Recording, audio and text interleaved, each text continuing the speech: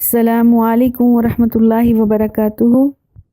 اعوذ باللہ السمیع العلیم من الشیطان الرجیم، بسم اللہ الرحمن الرحیم۔ ربی اشرح لی صدری ویسر لی امری واحلل عقدۃ من لسانی یفقہوا قولی۔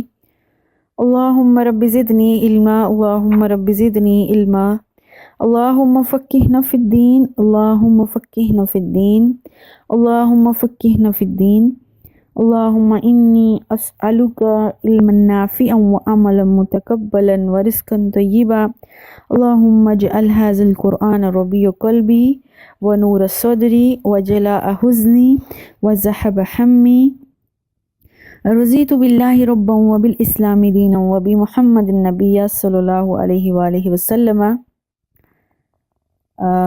سورہ المائدہ سورہ نمبر 5 اور پارہ نمبر 7 ہے، آیت 101 ہے، اور رکوع جو ہے اس کا 13 کمپلیٹ تھا، 14 سٹارٹ ہوا ہے۔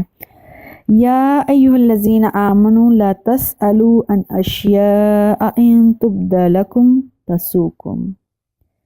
پیچھے بھی ساری جتنی بھی باتیں تھیں وہ ایمان والوں کو تھی، اب ایک اور اللہ سبحانہ وتعالیٰ ایمان والوں کو بات سمجھا رہے ہیں، وہ یہ ہے، اے ایمان والو کیا کرنا ہے تمہیں؟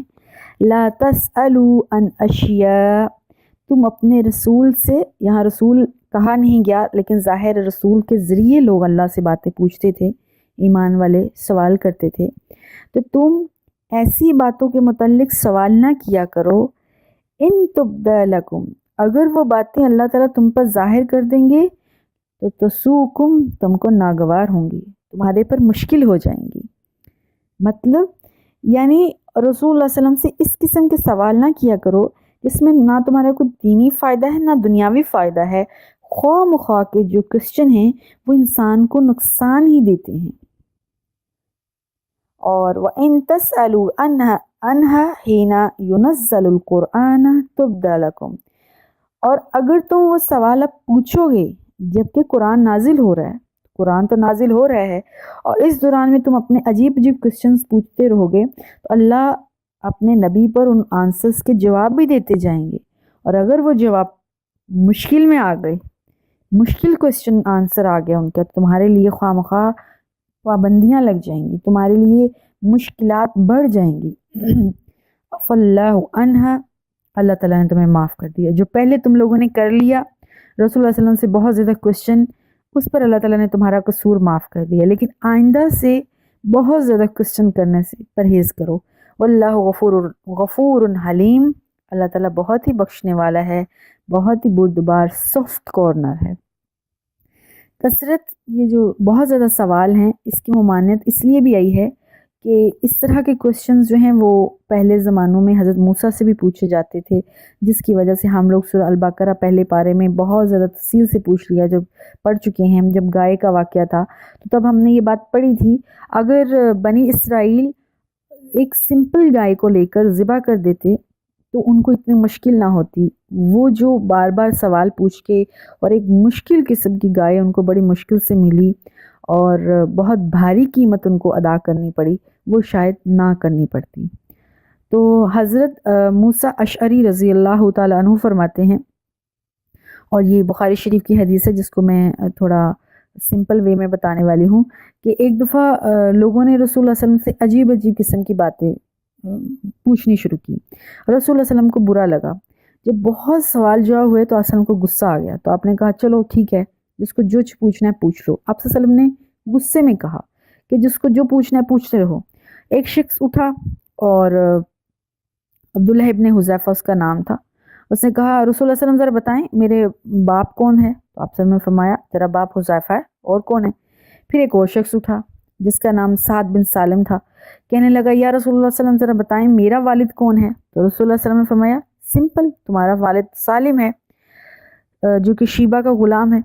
پھر حضرت عمر رضی اللہ تعالیٰ عنہ نے دیکھا کہ آپ صلی اللہ علیہ وسلم کے چہرہ مبارک سرخ ہو گئے کہ لوگ کس طرح کی عجیب کوسچننگ کر رہے ہیں جو کہ ان کو پتہ بھی ہیں، تو انہوں نے فرمایا کہ کیا تم دیکھ نہیں رہے کہ کس طرح کے تم کوسچن کر رہے ہو؟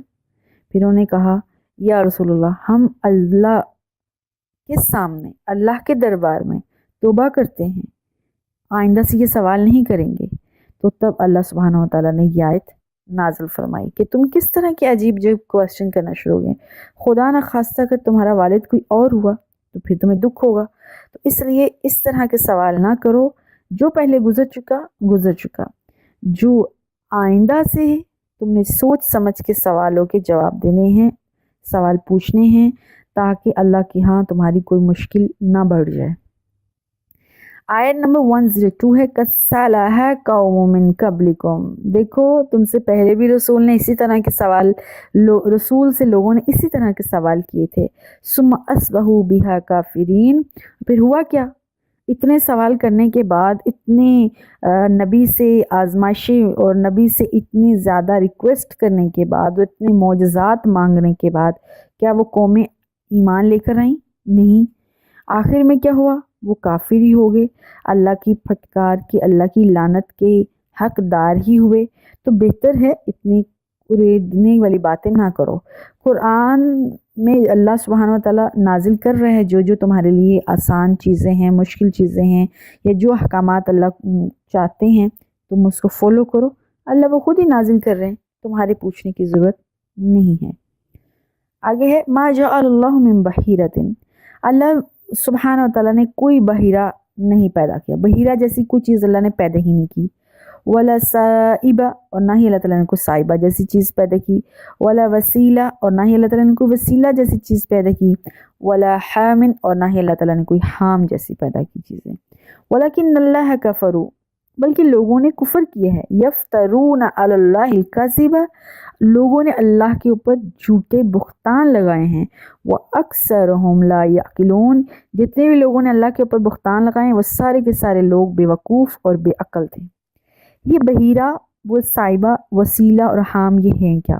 دراصل جیسے ہم پیچھے پڑھ کے آ چکے ہیں، بہت سے آستانے بت لوگوں نے اپنے لیے بنائے ہوئے تھے، تو اس طرح کی یہ بھی چیزیں اللہ سبحانہ و تعالیٰ نے ان کو ان کے بارے میں کوئی بات نہیں کی تھی، بلکہ نے خود سے اپنے لیے یہ چیزیں بنا لی تھی۔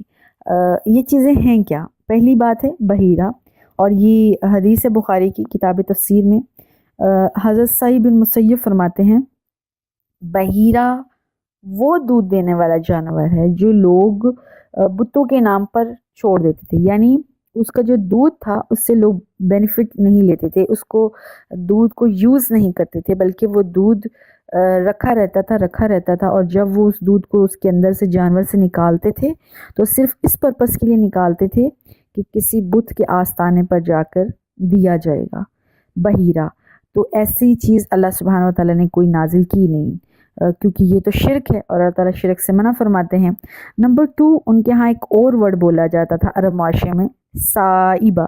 سائبہ کہتے تھے ایسے جانور کو جو بتوں کے نام پر چھوڑ دیا جاتا تھا، فارغ ویلا، جس سے کوئی بوجھ نہیں اٹھوایا جاتا تھا، نہ وہ بوجھ کا کام کرتا تھا نہ وہ سواری کا کام کرتا تھا، بس فارغ سارا دن کھانے پینے پہ وہ جانور تھا۔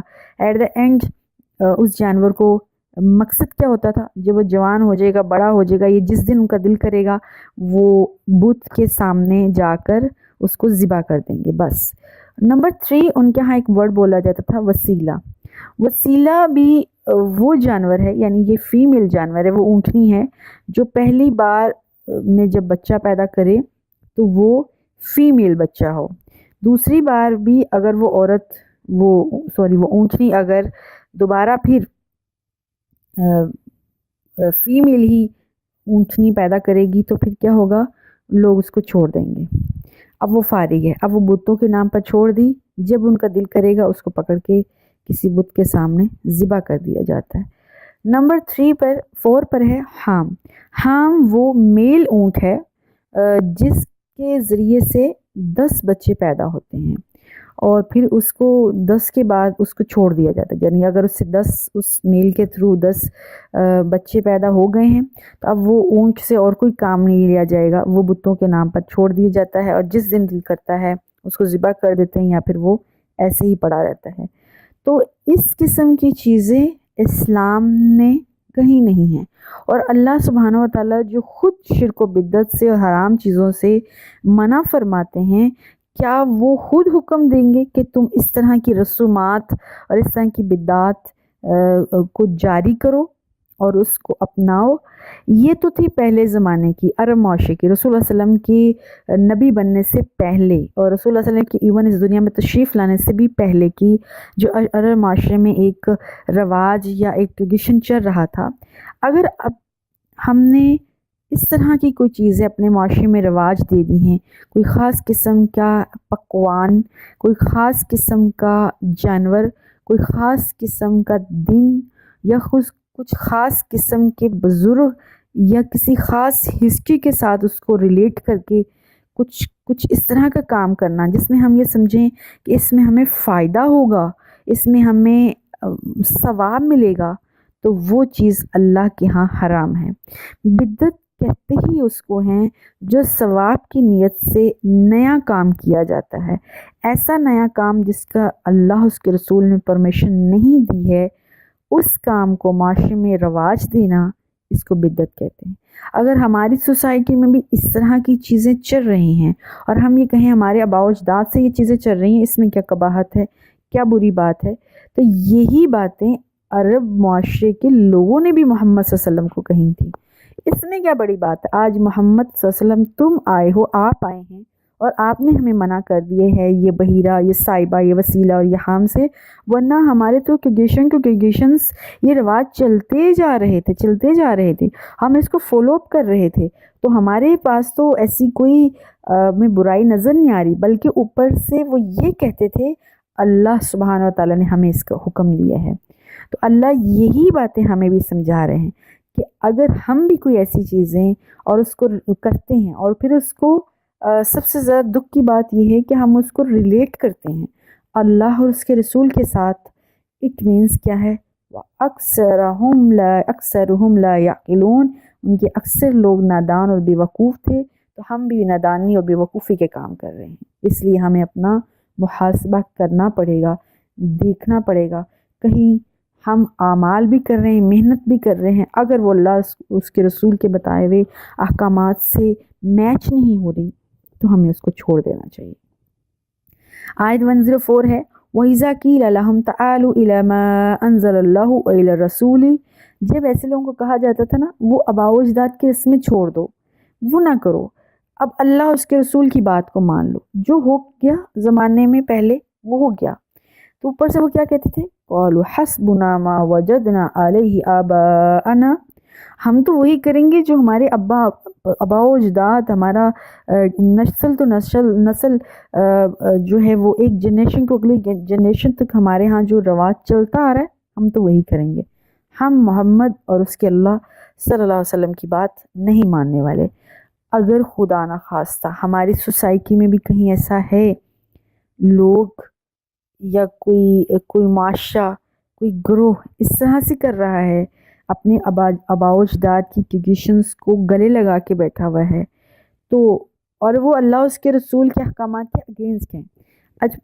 البتہ ریچولز کو فالو کرنا، ٹریڈیشنز کو، کلچر کو، اس میں کوئی بات نہیں، یعنی ہر کنٹری کو ڈیفرنٹ کلچرز ہوتے ہیں نا، ٹریڈیشنز ہوتی ہیں، وہاں کا لباس ہوتا ہے، وہاں کی خوراک ہوتی ہے، اپنی ان کی ایٹماسفیئر اور کلائمیٹ کے مطابق، اس میں کوئی قباحت نہیں۔ فار ایگزامپل عرب میں اب جبہ رواج تھا پہلے زمانے میں، وہ جو ایک پورا ان کا لباس ہے، اور اب پاکستان، ہمارے انڈیا پاکستان میں شلوار قمیض ہے، لیکن اس کو بھی حرام نہیں کہا، اور آج تک کسی نے فتویٰ نہیں دیا کہ یہ جائز نہیں، یہ لباس ٹھیک نہیں۔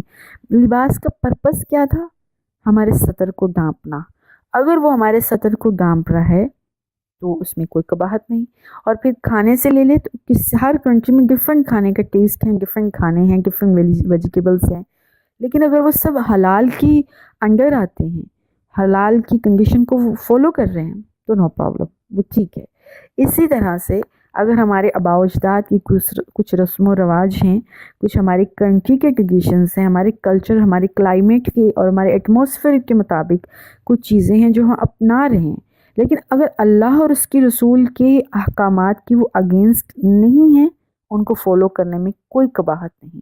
لیکن اگر اللہ اور اس کے رسول کی بات کو ڈس ایگری کرتی ہیں، وہ ہمارے آباء و اجداد کی رسومات یا ہمارے اپنے گھر کا کلچر، تو ہمیں اس کو چینج کرنے کی ضرورت ہے۔ یہی بات اللہ سبحانہ وتعالیٰ آیت 104 سورہ المائدہ میں ہمیں یہاں سمجھا رہے ہیں۔ اولو کان آباؤہم لا یعقلون، اللہ ہمیں کیا کہہ رہے؟ ہو سکتا ہے ان کے پیرنٹس کو، ان کے آباء و اجداد کو جن کو یہ فالو کر رہے ہیں، ان کو اس وقت سمجھ نہ ہو، ولا یہتدون، اور وہ راہ راست پر بھی نہ ہو۔ تو اب تمہیں سمجھ میں آ گئی ہے، تمہیں اللہ نے راستہ دکھا دیا ہے، تو تم لوگ سیدھے راستے پر چل پڑو۔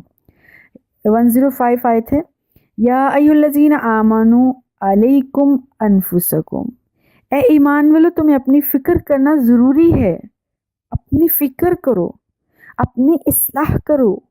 لا یضرکم من ضل اذا اہتدیتم، جب تم خود راہ راست پر ہوگے تو کوئی تمہیں گمراہ نہیں کر پائے گا۔ بہت بڑا جملہ ہے جو اللہ نے ہمیں سمجھا دیا ہے۔ دیکھو اپنے نفس کی اصلاح کرنا، نہ ادھر دیکھو نہ ادھر دیکھو، بلکہ اپنے عقائد، اپنے کردار، اپنے اخلاق، اپنے اعمال کی اصلاح کرو۔ کیسے؟ کتاب و سنت کی روشنی میں۔ جب تم اپنی اصلاح کر لو گے، تم کتاب و سنت پر مضبوط کھڑے ہوگے، تمہاری دینی بنیادیں اس قدر مضبوط ہوں گی تو دوسروں کی ضلالت، دوسروں کی گمراہی، دوسروں کو تمہارے ٹریک سے ہٹانا تمہیں بالکل متاثر نہیں کرے گا، کیونکہ تم اسٹرانگ ہو اپنے اوپینین میں، اپنی آئیڈیولوجی میں۔ جب تم اسٹرانگ ہو تو پھر دنیا کی کوئی طاقت بھی تمہیں کمزور نہیں بنا سکتی ہے۔ کیوں؟ الی اللہ مرجعکم جمیعا فینبئکم بما کنتم تعملون، تمہیں پتہ ہے تم سیدھے راستے پر ہو اور تمہیں اپنے رب کی طرف لوٹ کر جانا ہے، پھر اللہ تمہیں بتا دے گا کون سیدھے راستے پر تھا اور کون غلط راستے پر تھا۔ اب اللہ نے تمہیں بتا دیا ہے کہ تم سیدھے راستے کو اپناؤ، اور سیدھا راستہ کون سا ہے اس کو اپنا لو، تاکہ جب تم اللہ کے سامنے حاضر ہو، اللہ تمہارے بارے میں بتائے کہ تم ٹھیک ہو، اس سے بڑی کامیابی اور کوئی نہیں ہو سکتی۔ آیت 107، یا ایھا الذین آمنوا شہادۃ بینکم اذا حضر احدکم الموت حین الوصیۃ، اے ایمان والو تمہیں کیا کرنا ہے؟ جب تم میں سے کسی کی موت آ جائے تو اس کی وصیت کے وقت تم میں سے مسلمانوں میں سے 2 صاحب عدل لوگ ہونے چاہیے جو گواہی دیں۔ یعنی اگر کسی کو موت کا وقت آ گیا ہے تو وہاں پر جو لوگ موجود ہیں ان میں سے کم از کم 2 ایسے ہونے چاہیے جو اس مرتے ہوئے انسان کی بات کو سنیں، اس کی وصیت کو اچھی طرح سنبھال کے رکھیں، اور جو وہاں پر موجود نہیں تھے ان کو بتا سکیں۔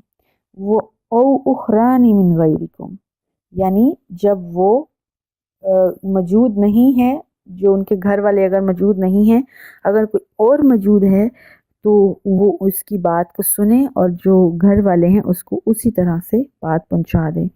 او آخرانی من غیرکم، ہاں اگر اس وقت اگر کسی کی موت کا وقت آ گیا ہے لیکن وہ شخص ان انتم ضربتم فی الارض فاصابتکم، وہ سفر کی حالت میں تھا اور وہاں پر اس کو موت آ گئی، اب وہاں پر کوئی مسلمان عدل والا، انصاف والا اس آدمی کو بندہ نظر نہیں آیا، تو وہ اپنی وصیت آگے دینے کے لیے اگر اس کو کوئی غیر مسلم بھی مل جاتا ہے تو وہ غیر مسلم بھی چوز کر لے گا، تو وہ کیا کرے گا؟ 2 غیر مسلموں کو گواہ بنائے گا کہ میری گواہی، میری وصیت تم نے میرے گھر والوں کو پہنچانی ہے۔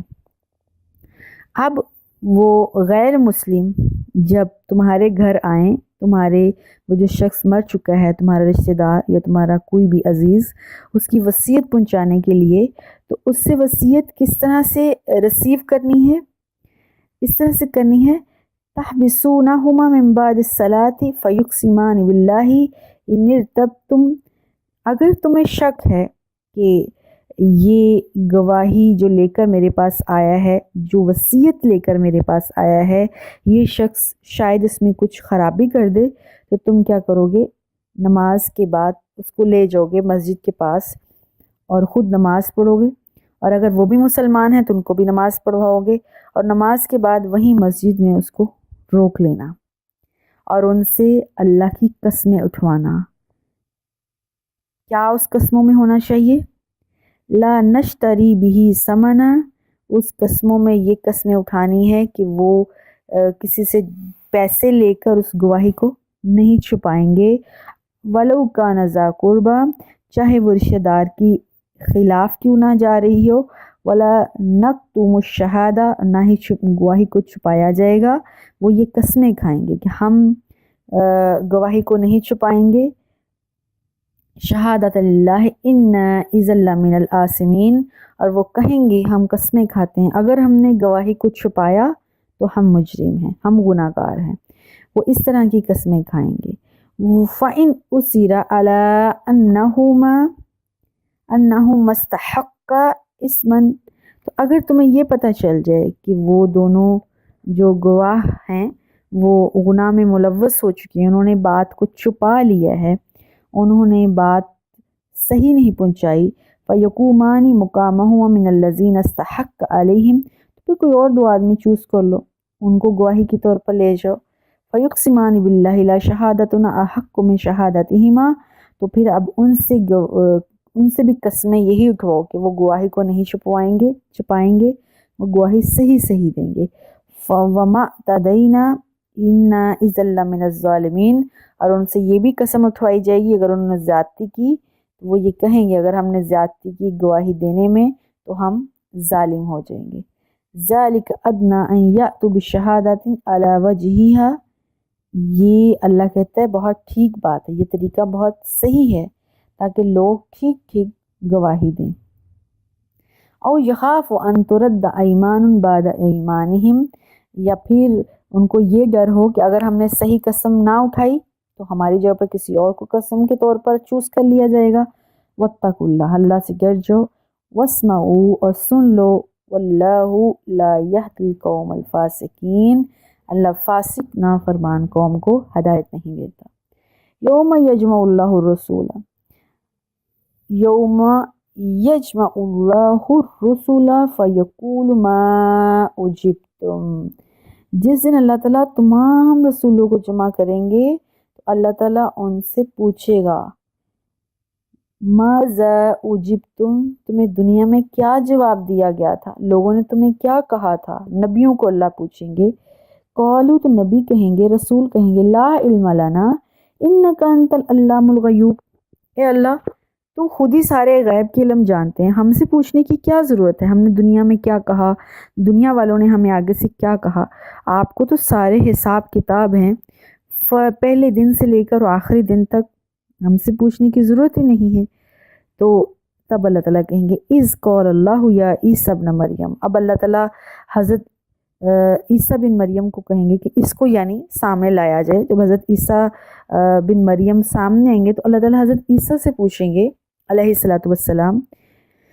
وَإِذْ قَالَ عِيسَى ابْنُ مَرْيَمَ اذْكُرُوا نِعْمَتِي عَلَيْكَ وَعَلَىٰ وَالِدَتِكَ، اللہ تعالیٰ کہیں گے اے عیسیٰ کیا تمہیں میرا وہ احسان یاد نہیں جو میں نے تم پر اور تمہاری والدہ پر کیا، یعنی بن باپ کے تمہیں میں نے، اللہ نے حضرت عیسیٰ پر کیا کیا احسانات کیے تھے.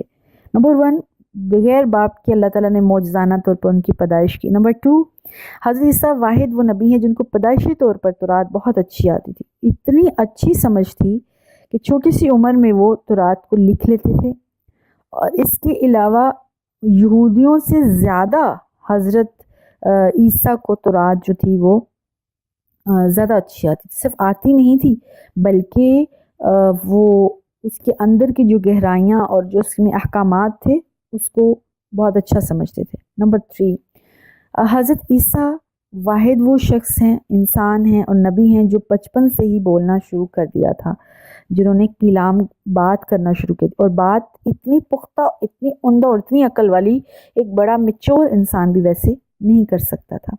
پھر سب سے بڑی بات جو میں نے پہلے کہی، 12 سال کی عمر میں تورات کی ساری تورات ان کو زبانی یاد تھی، اور اس کے اندر کی گہرائی تو اس قدر زیادہ کہ یہود کے بڑے بڑے علماء یہ چیز دیکھ کر دنگ رہ گئے تھے. اور پھر 30 ایئرس پہ اللہ نے آپ کو نبوت دی، آپ پر انجیل جیسی عظیم کتاب نازل کی، اور سب سے بڑی بات کہ اللہ سبحانہ و تعالیٰ نے حضرت عیسیٰ پر معجزات اتارے.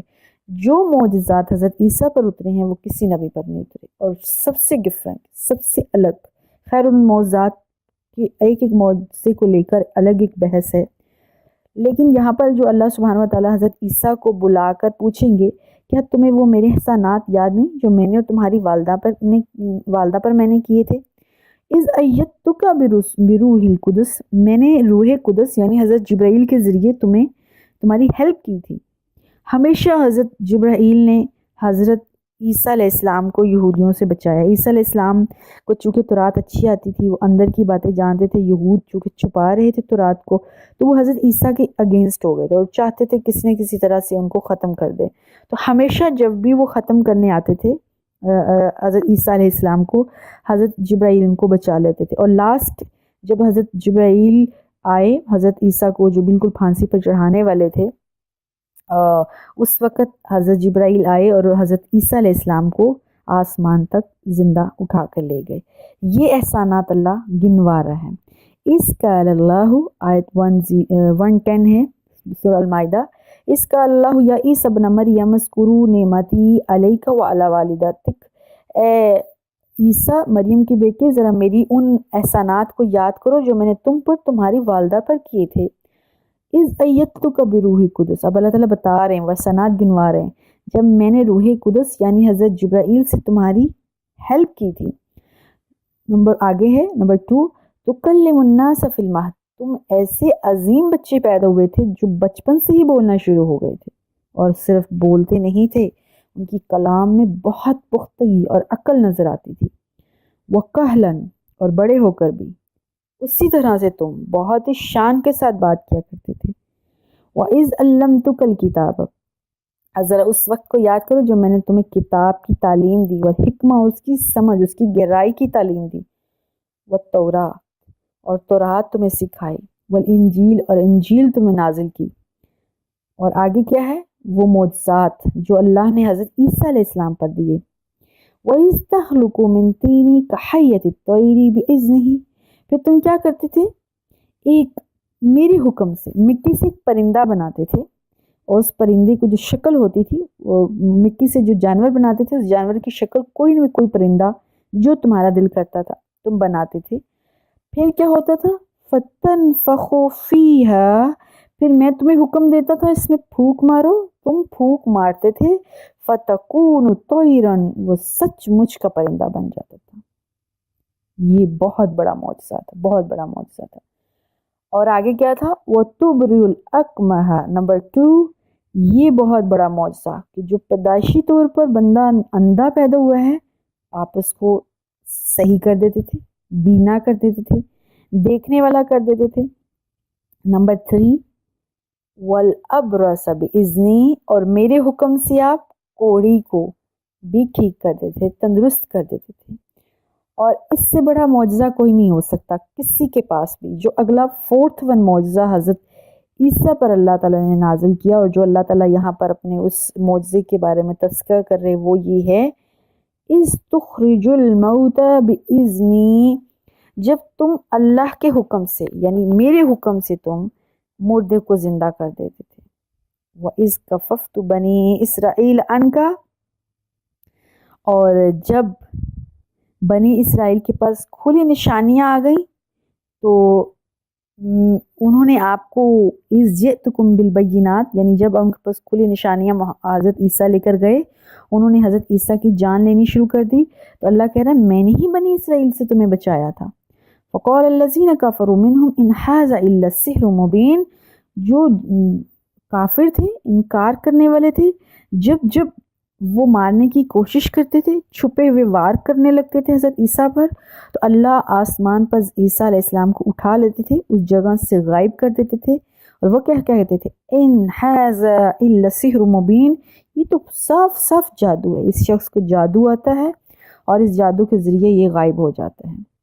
آیت 111 ہے، وَإِذْ أَوْحَيْتُ إِلَى الْحَوَارِيِّينَ أَنْ آمِنُوا بِي وَبِرَسُولِي، یہ جو لوگ ہمیشہ تمہارے ارد گرد رہتے تھے نا، حواری عربی میں کہتے ہیں اس لینگویج میں جو عیسیٰ علیہ السلام کے دور میں بولی جاتی تھی، ہیلپرز کو، مددگاروں کو۔ رسول اللہ صلی اللہ علیہ وسلم کے زمانے میں اس لینگویج کو یوں کہا جائے گا، صحابہ کرام، ساتھی، فرینڈز، جان نچھاور کرنے والے۔ وَإِذْ أَوْحَيْتُ، میں نے وحی کی تھی، میں نے اشارہ کیا تھا، میں نے دل میں بات ڈالی تھی، ان لوگوں کے دل میں بات ڈالی تھی جو تجھ پر اور مجھ اللہ پر ایمان لے آئے تھے اور تیری رسالت پر ایمان لے آئے تھے۔ اس دور میں کوئی تیری رسالت کو مان نہیں رہا تھا، کوئی تجھ پر ایمان لا نہیں رہا تھا، تو میں نے کچھ لوگ کے دل میں بات ڈالی کہ مجھ اللہ پر اور تجھے رسول مان لیں، یہ میرا ہی احسان ہے۔ لوگ تجھ پر ایمان لے آئے تھے۔ قالوا آمنا، ان لوگوں نے کہا تھا اے عیسیٰ ہم ایمان لے آئے۔ واشہد باننا مسلمون، اے عیسیٰ علیہ السلام تم گواہ رہنا ہم مسلمان ہو چکے ہیں، ہم اللہ کا حکم ماننے کے لیے تیار ہیں، ہم تیری حفاظت کے لیے تیار ہیں۔ اس قال الحواریون یا عیسیٰ ابن مریم، جب حواریوں نے حضرت یعنی ان ہیلپرز نے، ان صحابہ نے حضرت عیسیٰ بن مریم سے کہا تھا هل یستطیع ربکم ان ینزل علینا المائدۃ من السماء، آپ کیا طاقت نہیں رکھتے آپ یہ کہہ سکیں اللہ سے کہ اللہ تعالیٰ آسمان سے ہمارے لیے کوئی دسترخوان نازل کرے؟ قال اتقوا اللہ ان کنتم مؤمنین، حضرت عیسیٰ نے کہا تھا کہ اللہ تعالیٰ سے توبہ کر لو، اللہ تعالیٰ سے ڈر جو کہ تم مومن ہو۔ قالو یعنی یہ مطالبہ نہ کرو، اگر تم نے یہ مطالبہ کیا تو کیا ہوگا؟ تم اپنے راستے سے ہٹ جاؤ گے۔ یہ بات ہم پہلے بھی کر چکے ہیں کہ جو حواری ایمان لے آئے تھے انہوں نے حضرت عیسیٰ علیہ السلام سے پوچھنے لگے کہ دیکھو دوسرے لوگ سارے ایمان نہیں لا رہے ہیں اور وہ ہمارے تھرو یہ بات کہنا چاہ رہے ہیں کہ کیوں نہ آسمان سے اللہ تعالیٰ کوئی معجزہ، ایسا معجزہ جو بہت ڈیفرنٹ ہو وہ نازل کریں اور تاکہ اس کو دیکھ کر ہم ایمان لے آئیں۔ تو اپنے رب سے کہو آسمان سے تیار شدہ ایک جو ہے ڈنر، ایک بفے یا ایک دسترخوان ہمارے اوپر نازل کرے۔ ہمیں جو ہے وہ کمانے کی فکر لگی رہتی ہے اور اس فکر معاش کی وجہ سے ہم کنسنٹریٹ نہیں کر پا رہے اپنی عبادت پر۔ تو جب آسمان سے میں کھانا نازل ہوتا رہے گا، جیسے بنی اسرائیل پر نازل ہو رہا تھا من و سلوہ، تو وہ اچھے طریقے سے عبادتیں کر رہے تھے، تو ہمارے اوپر بھی جب آسمان سے کھانا نازل ہوگا تو ہم بھی اپنی عبادت کریں گے پوری توجہ کے ساتھ، اور پھر اس دن کو ہم دسترخوان کا نزول کا دن یا خوشی کا دن، جشن کا دن، عید کا دن ریگولرلی ایوری ایئر منایا کریں گے۔ تو آگے سے حضرت عیسیٰ نے لوگوں کو کہا تھا قالوا اتقوا اللہ ان کنتم مؤمنین، اگر تم ایمان والے ہو نا تو اس بات سے بچ جاؤ، ڈر جاؤ، ایسے سوال نہ کرو۔ اس طرح کے سوال تم جانتے ہو پہلے لوگوں پر بھی نے بھی کیے تھے اپنے نبیوں سے، بنی اسرائیل نے یعنی، تو ان پر اللہ تعالیٰ نے ساری نعمتوں کے دروازے کھول دیے تھے، لیکن اس کے باوجود وہ لوگ نکمے ہو گئے، نالائق ہو گئے، اور ان کے اوپر بہت ڈفرینٹ اور بہت ڈیفیکلٹ اور مشکل قسم کی اللہ تعالیٰ نے آزمائشیں بھیجی اور اس کے ساتھ ساتھ عذاب بھی بھیجے۔ تو حضرت عیسیٰ نے لوگوں کو اس طرح کے مطالبات کرنے سے منع کیا۔ قالوا، لوگوں نے کہا نرید ان ناکل منہا، انہوں نے کہا ہم چاہتے ہیں ہمارے پر بھی ویسا کھانا نازل ہو تاکہ ہم اس میں سے کھائیں، ونطمئن قلوبنا، اور ہمارے دل میں اطمینان ہو جائے، ہمیں پتہ چل جائے کہ اللہ تعالیٰ واقعی ایگزسٹ کرتا ہے اور اللہ تعالیٰ ہماری ریکویسٹ پوری کر سکتا ہے، اور ہمیں اطمینان ہو جو مسکون اطمینان کے ساتھ اپنی بس عبادات کریں۔ وَنَعْلَمُ أَن قَدْ صَدَقْتَنَا، اور ہمیں یہ بھی پتہ چل جائے گا جب یہ دسترخوان نازل ہوگا آپ بالکل سچ کہہ رہے ہیں۔ وَنَكُونَ عَلَيْهَا مِنَ الشَّاهِدِينَ، اور پھر ہم اس پر گواہی بھی دیں گے، باقی سارے لوگوں کو بھی سمجھائیں گے بھئی نبی سچا ہے، اللہ سچا ہے، اس پر ایمان لے آؤ۔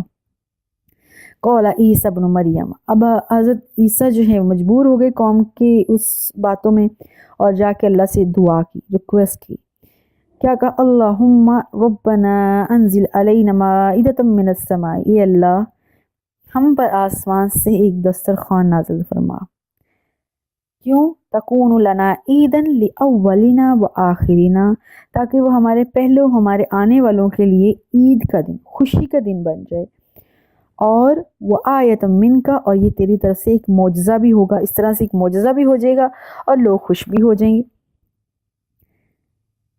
ورزقنا، اور ہم کو رزق دے، انت خیر الرازقین، تو سب سے بہترین رزق دینے والا ہے۔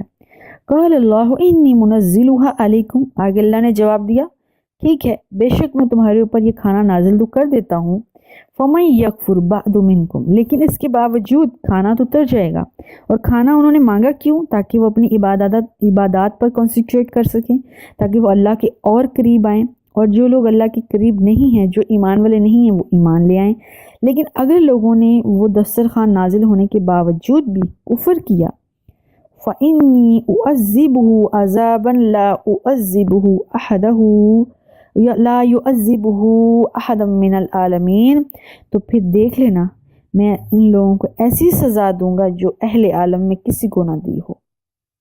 آیت 116 میں اللہ تعالیٰ آگے جب کہہ رہے ہیں وَإِذْ قَالَ اللَّهُ يَا عِيسَىٰ، اللہ تعالیٰ کہتا ہے اس وقت کو یاد کرو جب اللہ تعالیٰ نے کہا، جب اللہ تعالیٰ فرمائیں گے یا عیسیٰ ابن مریم، اے عیسیٰ مریم کے بیٹے، انت قلت للناس، کہ تو نے لوگوں کو کہا تھا کیا، اتخذونی و امی الہین من دون اللہ، یعنی پچھلے سارے اللہ تعالیٰ احسانات گنوا رہا ہے۔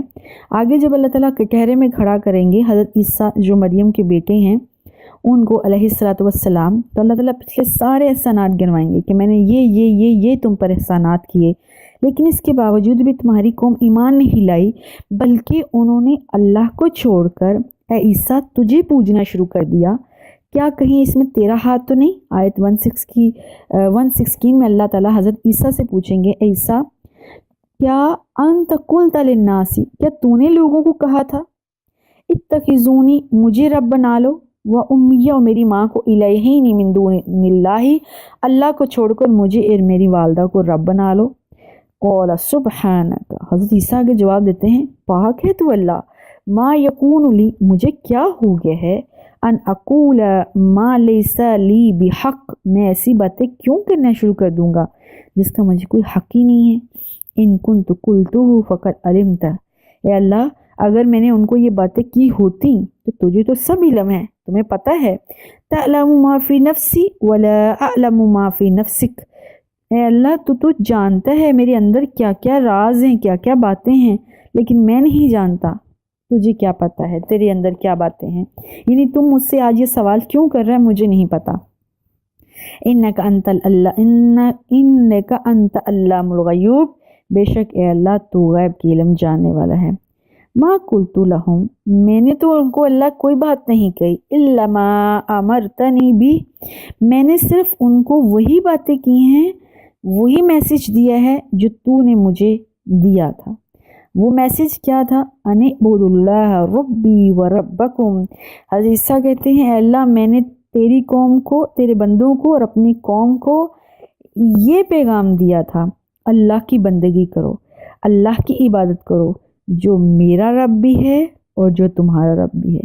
یہ جو اتنا سا سینٹینس اور جملے کا حصہ ہے نا، ان اعبد اللہ ربی و ربکم، یہی کافی ہے اس بات کی نفی کے لیے کہ حضرت عیسیٰ اپنے آپ کو رب کہلوا ہی نہیں سکتے، وہ تو خود کسی اور کو رب مانتے ہیں، یعنی اللہ سبحانہ وتعالیٰ کو رب مانتے ہیں، ربی، اور وہ یہ بھی کہتے ہیں تمہارا رب بھی وہ ہے، یعنی ہم دونوں کا سیم رب اللہ سبحانہ وتعالیٰ ہے۔ اس لیے حضرت عیسیٰ نے تو یہ بات کبھی کہی نہیں۔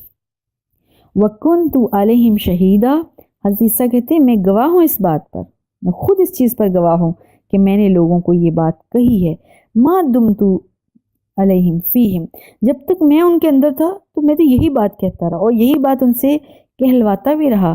فَلَمَّا تَوَفَّيْتَنِي كُنْتَ أَنْتَ رَقِيبَ عَلَيْهِمْ، ہاں تو ظاہر ہے ہمیشہ سے ہے اور ہمیشہ رہے گا، لیکن جب تو نے مجھے اٹھا لیا تھا آسمان پر اوپر، اس وقت مجھے نہیں پتا، اب میرے بعد لوگوں نے کیا کیا مجھے نہیں پتا، لیکن تو سب پر نگران ہے۔ وَإِنَّكَ عَلَىٰ كُلِّ شَيْءٍ شَهِيدٌ، اور تو ساری چیزوں کا شاہد ہے، گواہ ہے۔ یہ جو اگلی آیت ہے نا 118 سورہ المائدہ کی آیت، اور سورہ المائدہ یہاں پہ فنش ہو رہی ہے، آخری آیات میں سے ہے یہ آیت میری بہت فیورٹ آیت ہے، اور یہ آیت ہمیں ہمیشہ پڑھنی چاہیے، کوشش کرنی چاہیے یہ آیت یاد کر لیں۔ حضرت عیسیٰ علیہ السلام نے اللہ ان پر کروڑ رحمتیں اور برکتیں اور اپنی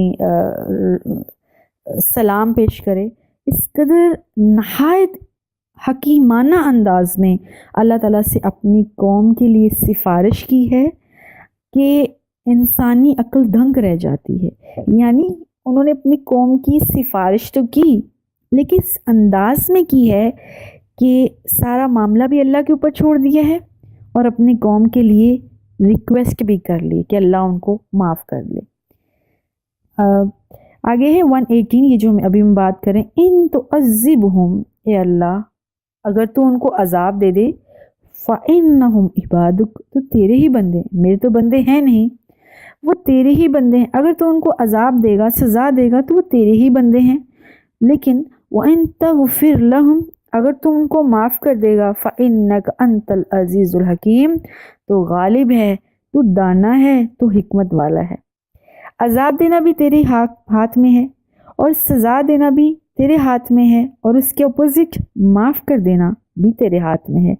تو عزیز ہے، غالب ہے، تیرے پاس اتنی طاقت اور قوت ہے. وہ تیرے بندے ہیں، وہ بھاگ کر جائیں گے بھی کہاں؟ تو عذاب دینا چاہے تو عذاب دے سکتا ہے، لیکن تیری شان غفور الرحیم ہے، بڑی حکمت سے بھرپور ہے. اگر تم ان کو معاف کر دو گے تو یہ تیری شان غفاری ہے، تیری سب سے بڑی خوبی ہے اللہ کہ تو غفور ہے، تو رحیم ہے. تو تم ان کو معاف کر دے تو معاف کر سکتا ہے. یہ بہت خوبصورت انداز ہے جو عیسیٰ علیہ السلام نے اپنی قوم کے لیے اپنایا تھا. قال اللہ ھذا یوم ینفع الصادقین صدقہم، آگے اللہ نے ان کو فرمایا ان کا جواب جو حضرت عیسیٰ نے اللہ سے ایک قسم کی ریکویسٹ کی ہے، سوال کیا ہے، تو اللہ نے بھی بہت خوبصورت انداز میں ان کو الفاظ بہت خوبصورت ہیں جواب دیا ہے حضرت عیسیٰ کو. اے عیسیٰ، قال اللہ، کہا اللہ نے، ھذا یوم ینفع الصادقین صدقہم، اے عیسیٰ یہ وہ دن ہے جس دن سچوں کو ان کی سچائی کا نفع ملے گا. میں ہوں تو غفور الرحیم، میں ہوں تو بخشنے والا، لیکن جس نے محنت کی، مثلا ایک بچہ کبھی اسکول میں گیا ہی نہیں، اس نے اٹینڈنس لگوائی نہیں، اس نے پریپریشن کی نہیں، اس نے کبھی ہوم ورک ہی نہیں کیا، وہ ایگزامینیشن ہال تک پہنچا ہی نہیں، اس نے ایگزامینیشن جو شیٹ ہے اس کے اوپر آنسرنگ کوشچننگ کا جو معاملہ ہے سارا وہ اس نے کیا ہی نہیں، پیپر ہی نہیں دیا سرے سے، تو میں اس شخص کو کیسے معاف کروں؟ یہ تو دن ہی سزا اور جزا کا ہے. جو امتحان تک پہنچے اور پیپر دے، کوشش کرے پوری کنسنٹریشن سے، پوری لگن سے، پوری اٹینشن سے، پھر اس میں کوئی تھوڑی بہت کمی کوتاہی رہ جائے تو میں اس کو معاف کروں، تو میں اپنے شان غفوری کے ساتھ اس کو بخشوں. جو شخص مجھ پر ایمان ہی نہیں لایا، جو سرے سے ساری عمر کفر پر رہا اور لوگوں کو اکساتا رہا، وہ میرے اگینسٹ چالے چلتا رہا، میں اللہ اس سے بڑھ کر کیا غفوری دکھاؤں کہ میں ہر کافر کو بھی رزق دے رہا ہوں، ہر منافق، ہر ایک کو جو میرا کھا کر میرے آگے غراتا ہے، میں اس کو بھی روزی دے رہا ہوں، اس سے بھی روزی نہیں چھینی، کبھی اس سے بھی روٹی نہیں چھینی.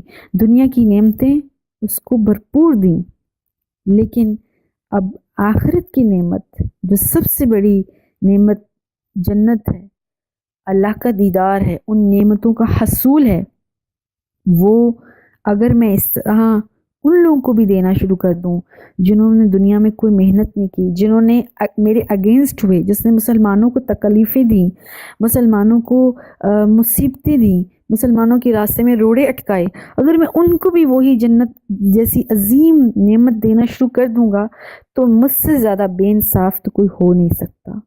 تو میں اپنے انصاف کی جو ترازو والا جو میرے اندر خوبی ہے کہ میں اللہ سب سے زیادہ انصاف والا ہوں، سب سے زیادہ جو ہے وہ عدل والا ہوں، تو میں اس چیز کو بالکل نہیں دیکھوں گا. میں کیا کروں گا؟ اللہ کیا کہہ رہے ہیں؟ یہ اللہ کا جواب ہے. اس دعا کا جواب اللہ کہہ رہا ہے یہ وہ دن ہے جس دن سچوں کو ان کی سچائی کا بدلہ ملے گا، جنہوں نے محنت کی ان کی محنت کا بدلہ ملے گا، اور جنہوں نے سرے سے محنت کی نہیں ان کو بدلہ نہیں ملے گا. ایک بہت خوبصورت سی کوٹیشن ہے. اللہ سبحانہ و تعالیٰ جب کسی سے ناراض ہوتا ہے تو اس سے روزی نہیں، اس سے روٹی نہیں چھینتا، بلکہ اس سے سجدوں کی توفیق چھین لیتا ہے، شکر کی توفیق چھین لیتا ہے۔ دیکھیں تو صحیح ہمارے ارد گرد کتنے لوگ ایسے ہیں جن پر اللہ تعالیٰ نے دنیا کی نعمتیں بھرپور دی ہوئی، بھرمار ہوئی ہوئی، لیکن کبھی انہوں نے اللہ کو نہیں پکارا، ایون ان کو اللہ کا پتہ ہی نہیں، تو کہ اللہ ان سے کبھی روزی چھینی نہیں، بلکہ سجدوں کی توفیق چھینی ہے۔ اور اگر زندگی میں کسی دن ہمارے سجدے چھوٹ جائیں تو ہمیں فوراً یاد کرنا چاہیے آج اللہ کہیں ہم سے ناراض تو نہیں۔